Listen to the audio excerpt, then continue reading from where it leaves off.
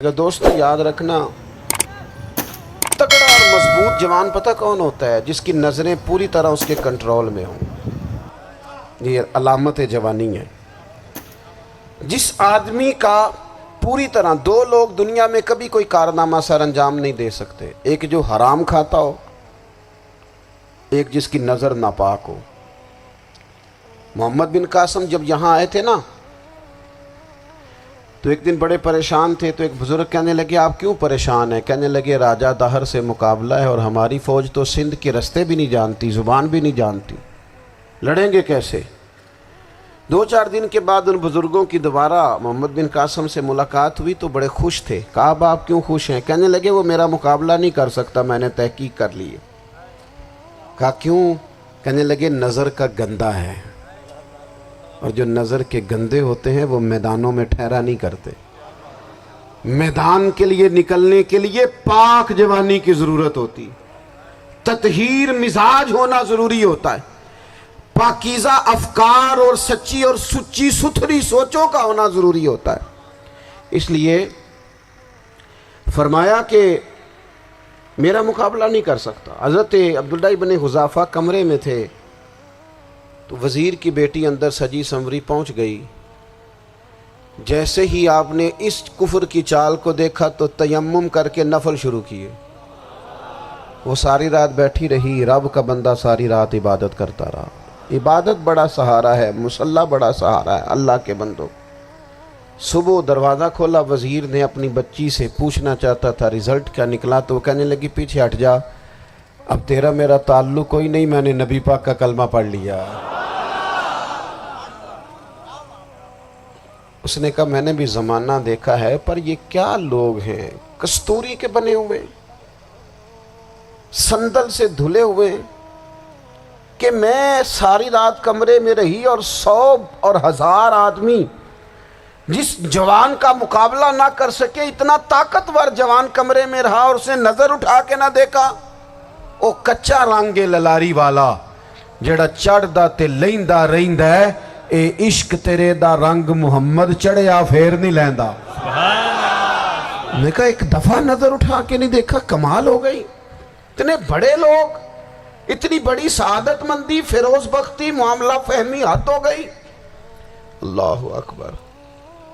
دوستو بادشاہ جب پوری طرح ہار گیا نا، اس نے کہا مار دو۔ تیل گرم کیا ایک کڑاہی میں، اور جب آپ کو اس میں ڈالنے لگے تو آپ کی آنکھوں میں آنسو آ گئے۔ بادشاہ کا خیال ہوا شاید نرم ہو گئے ہیں، کہنے لگا روئے کیوں؟ فرمانے لگے سوچتا ہوں جان ہی ایک ہے، کتنا مزہ ہے اس کی راہ میں جان دینے کا، کتنی لذت ہے اس کے نام پر مرنے میں، کتنا لطف ہے۔ جے تو چڑھیا اتے دار بھی نہیں، تے جے تو وکیا عشق بازار بھی نہیں، تے ایڈا سستا سودا پیار بھی نہیں، تے ایڈا سستا لبدا یار بھی نہیں۔ کئی جنگل گانے پیندے نہیں، کئی دوزخ لنگنے پیندے نہیں، جے وہ اس ملوں بھی مل جاوے، ایدوں سستا ہور بپار بھی نہیں۔ تے کچھ سمجھ نہ آوے لوکاں نوں وہ کادے نال شہید کرے، ڈٹھی یار دے ہاتھ تلوار بھی نہیں، پر او دا خالی جاندہ وار بھی نہیں۔ کہنے لگے ایک جان ہے نا، تو دل کرتا ہے ہزاروں ہوتی تو ایک ایک کر کے محبوب کے نام پہ قربان کرتا، جب میرے پاس ہے ہی ایک، کروں کیا؟ حضرت عبداللہ ابن حذافہ رضی اللہ تعالیٰ عنہ جب روئے اور بادشاہ نے یہ بات سنی، تو بادشاہ اٹھ کے کھڑا ہو گیا، سارے وزیروں مشیروں کو کہنے لگا تم نے کہا تھا نا بندہ ضائع کرنے والا نہیں، یہ بھی ضائع کرنے والا نہیں۔ کہنے لگا میرا ماتھا چومو، تم جیسے لوگوں کو قتل نہیں کرنا چاہیے، آزاد کرنا چاہیے۔ عزیز اپنی زندگی سے نا یہ بہت زیادہ ہرس، ہوس، طمع، اور یہ کسی بات کی بھی ہو، ہرس صرف پیسوں کی نہیں ہوتی ہے، شہرت کی بھی ہوتی ہے، یہ بیماری انسان کو اقتدار کی بھی ہوتی ہے، تعریف کی بھی بیماری ہوتی ہے، یہ سارے نقص ہوتے ہیں لوگوں کو، اور معاذ اللہ بعض جبوں کبوں کے اندر بھی ہوتے ہیں، وہاں بھی پنپتے ہیں۔ اپنی زندگی جب تک اس سادگی میں نہیں لاؤ گے جو رسول پاک نے عطا فرمائی ہے، جب لوگ آسانیوں میں پوری طرح الجھ گئے تو پھر وہ دور ہوئے اور کفر چڑھ گیا۔ دوسری بات، اللہ کے محبوب صلی اللہ تعالی علیہ وسلم کی محبت ہم سے تقاضا کرتی ہے کہ ہم اس مشن کے لیے کام کریں جس مشن کے لیے رسول پاک نے کام فرمایا ہے۔ ہم سارے کام بڑے مضبوطی سے، سوچ سمجھ کے، تدبر سے، حکمت سے، تقاضوں کو مد نظر رکھتے ہوئے کرتے ہیں سارے کام۔ دین کے کام میں ہمارا مزاج نہیں ہوتا، او ہو جائے گا جی، آپ بسم اللہ پڑھیں جی، شروع کریں جی۔ آپ تقاضوں کو سمجھیں، چیزوں کو دبائیں نہیں، چیزوں پر غور کریں۔ کسی کے ذہن کی سطح پر سوال ابھرتا ہے، اس کا تسلی بخش جواب دیں۔ اپنی زندگی میں دین کے کام کے لیے اپنے آپ کو وقف کریں، اور دین کے کام کے بہت سارے پہلو ہیں۔ ہزاروں لوگوں کو قرآن پاک ٹھیک پڑھنا نہیں آتا، ہزارہا لوگ ہیں جو قرآن مجید کے مطالب سے آگاہ نہیں ہیں، دین کی بنیادی ضروریات سے لوگ نابلد ہیں۔ میں آپ کو کس طرح یہ بات سمجھاؤں کہ ہزاروں کی تعداد میں طلاقیں اس لیے ہوتی ہیں کہ مردوں کو طلاق کے مسئلے نہیں آتے، انہیں پتہ نہیں ہے کہ مجھے حقوق زوجین کے معاملے میں کیسے چلنا۔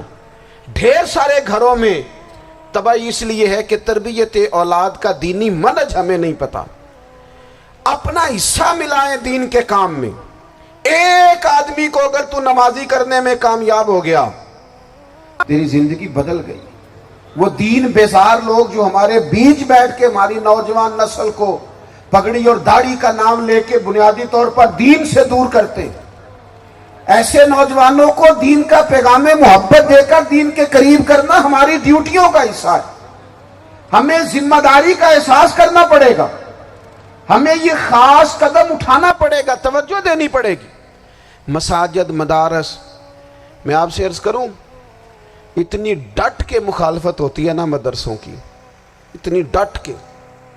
میں ادارہ چلاتا ہوں، اس کے چلانے میں جو مشکلات ہیں وہ تو ہم بتا نہیں سکتے آپ کو، اس لیے کہ میری قوم، میرا اس قوم سے تعلق ہے جو نعت خواں امیر کرنا چاہتی ہے، مدرسے نہیں۔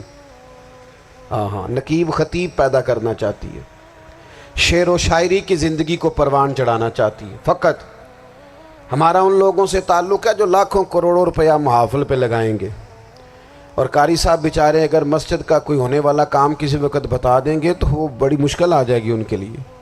یہ کیسے ہو سکتا ہے، آپ نے یہ ڈیوٹی بتا دی۔ مدارس، اور جتنا اہم رول دین کو پھیلانے میں مدارس اسلامیہ کا ہے، اتنی زبردست، لوگوں کا خیال ہوتا ہے میری طرح کے لوگ شاید کام کرتے ہیں، ڈیوٹی کرتے ہیں۔ یہ 10-15 لوگ آپ کو نظر آتے ہیں جو آپ کو کہیں میڈیا پر یا ادھر ادھر ڈیوٹی کرتے، مخلص لوگ اپنی جگہ پہ، وہ بھی بڑا ہی کام کر رہے ہیں، جو میڈیا پہ آ کے بھی اخلاص سے اور درد دل سے کو دین کی، ان کی بھی کسی بات کی حوصلہ شکنی نہیں۔ لیکن ہزارہا اساتذہ جو مدارس میں بیٹھ کے پڑھاتے ہیں، جنہوں نے وہ سارے لوگ تیار، آپ سمجھ نہیں سکتے کتنا بڑا کام۔